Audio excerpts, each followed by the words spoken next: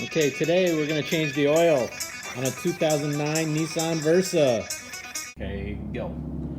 Alright, so today we're going to change the oil on this car. It's a 2009 Nissan Versa. First thing you want to do is you want to take your oil cap off. Okay, that just helps with you draining the oil.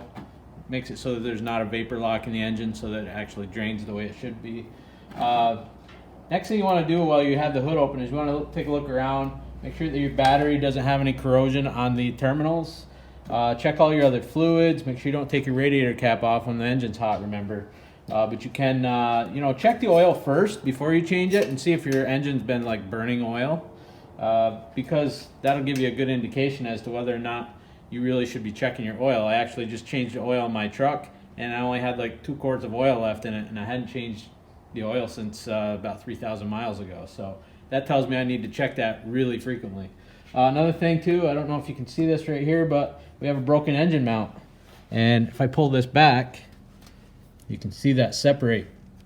Okay, so that's a very important thing. You got to have that changed, otherwise your engine's going to be rattling around and doing a lot of things that it's not supposed to do. Check your belts, all the things under the hood you want to check while you have it open. Okay, so the next step, we've got the car up in the air. Luckily I have a hoist in my garage, makes life a lot easier. We don't have to go out in the garage or out in the driveway and use a jack and jack stands and do all those things. Pretty fortunate that we have a lift here in the shop. So the next thing we have to do is, now that we've got our oil cap off up above, we can actually drain the oil, which the drain is right here. Very important, you want to make sure you're turning that the right way. Don't try to tighten it, because there's a chance you could strip these threads. So what I have here is a 14mm wrench. That's going to fit right on there, okay? We're going to loosen that. I have a bucket here on the floor, and we're going to drain our oil into that. There should be approximately 4 quarts that comes out. I did check the oil, and it was full, so there should be a full pan of oil here to drain. Now, this is going to be messy. The oil is going to get on the floor, okay? So I got that loose. I'll leave my wrench over here. I'll grab a rag, because I'm going to need one. And this is a little tricky. I don't have one of those fancy oil things like we have in the classroom where it comes up. So I got to kind of hold the bucket here and aim it at the same time. So I'm going to take this out by hand. The oil is going to be warm. We've been driving the vehicle, so it should come out fairly fast. When you feel it break free of the thread, you're going to want to just pull away like that. And once it starts to drain, you can set your bucket on the floor. And you're going to want to watch this, because as it drains, it's going to move in. And if you're not paying attention, it's going to go all over your floor. We're going to let that drain totally, and we'll come back and we'll change the oil filter. Okay, so the next step, we're going to put this back in. Now you can see now that you're never going to get all the oil out. It's always going to drain just a little bit. When it gets to this point, you can put your plug back in. That way you're not taking an oil bath while you're trying to get the oil filter off. So we're going to put that back on.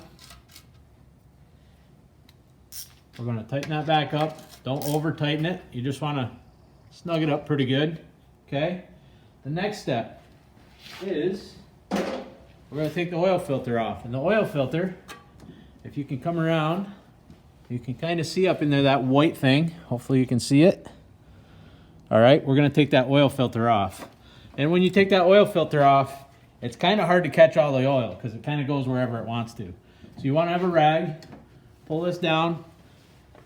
Sometimes they're a real pain to get off. This one's going to be fairly easy. You can see the oil is going to start draining.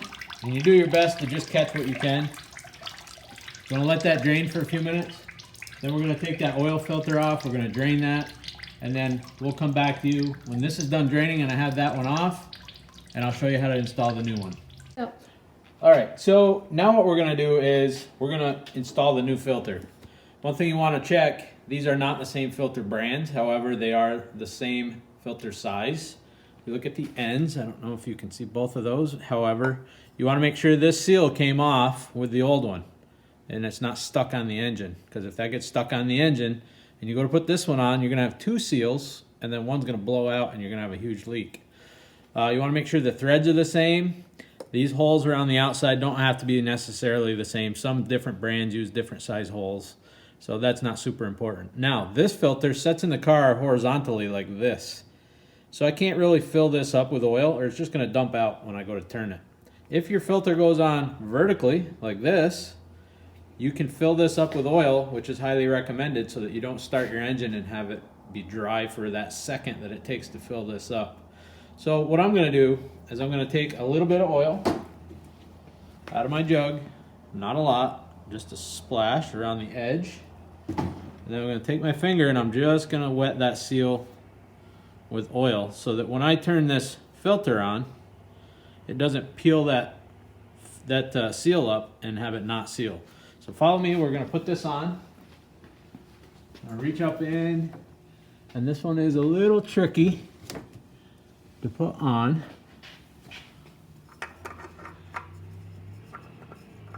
It's up in a really tight area up in there.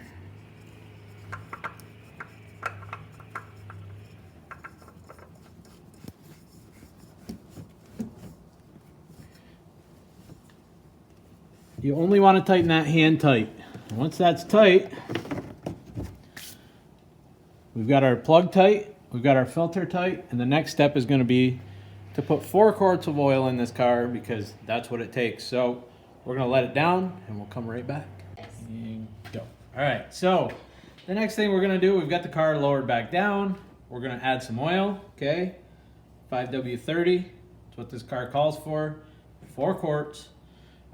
We also have a funnel. You want to use a funnel because if you don't use a funnel and you just try to aim for the hole, you know you're not going to get it all in there. It's going to dump down the side of the engine, and then you're going to have a mess, and the engine's going to smoke, and it's going to be everybody's going to stare at you because your car's smoky. So when you dump this in, you want to take your time. Don't just jam it in there, right? So you're going to dump this in nice and easy. Make sure you don't have any leaks. You don't have any oil like running down the side of the engine as you're dumping it in there. This one takes oil pretty well, so I can dump it pretty fast. Some cars are better than others. Now on this jug, you can measure how much you've dumped in, and I'll show you that in a second. So I'm going to dump in approximately 4 quarts, and then I'm going to take a look at my jug and make sure that I have the right amount in the vehicle.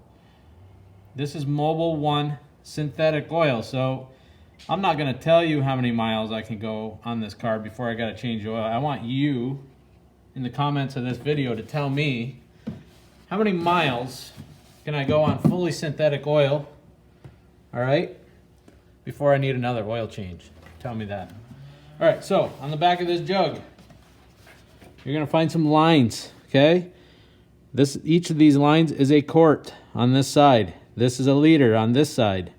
So it tells me I got about another half a quart to dump in there. This is a 5-quart jug, so I want another quart.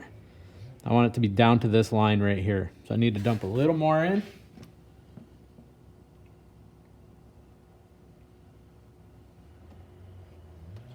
And you just keep checking. Maybe just a touch more.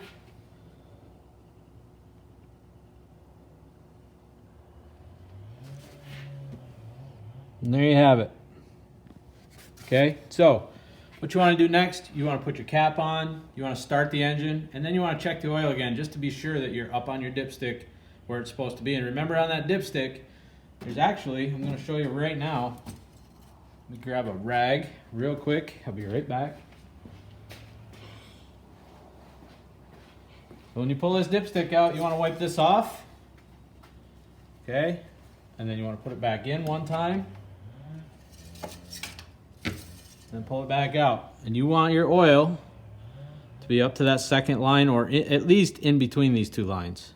If you're at that point, your oil is good. You can start your vehicle and drive it.